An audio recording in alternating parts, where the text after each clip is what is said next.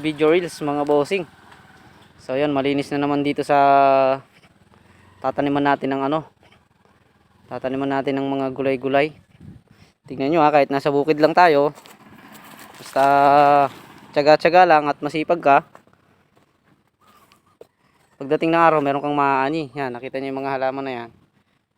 Yan kasi pag itinanim mo, nasa lupa na sila, tutubo na yan.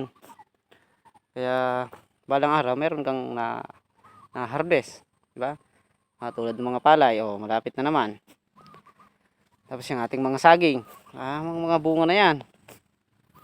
Tapos ito, nilinis na naman natin. Nataniman natin to ng gulay na pwedeng mapagkakitaan. Kahit dito lang sa bukid, kahit konting pera lang, magkakaroon ka dito basta masipag at matyaga ka lang. Kaya kahit ganyan kahit pa konti-konti lang, at least pag nagkaroon ka, makakatulong ka, di ba mga bossing? Kaya yan, nalinis na natin, pwede na naman uli natin taniman. Ayun, dito hininto ko dito. Hindi ko nakuha ng video kasi medyo malayo yung cellphone at gamit ng bata. Dito tayo nakapatay ng ahas. Sobrang dumi. Kapatay tayo ng ahas dyan. Hininto ko muna. Total mainit naman Tsaka tingnan nyo naman ang nalinis natin mga bossing.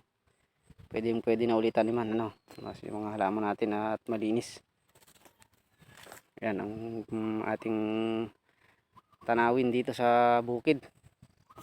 So yun mga bossing, maraming salamat. At paki-like and share and follow na lang din ang ating video reels yun, pauwi na rin ako. Hinto ko na muna, gawa ng baka madali tayo ng ahas. Kaya yun sinasabi ko na konting ingat sa ating mga trabaho. Kasi nasa sa atin din, hawak natin ang buhay natin. Kung hindi natin papangalagaan, wala. So yun lang masasabi ko mga bossing. Sige, salamat. Goodbye.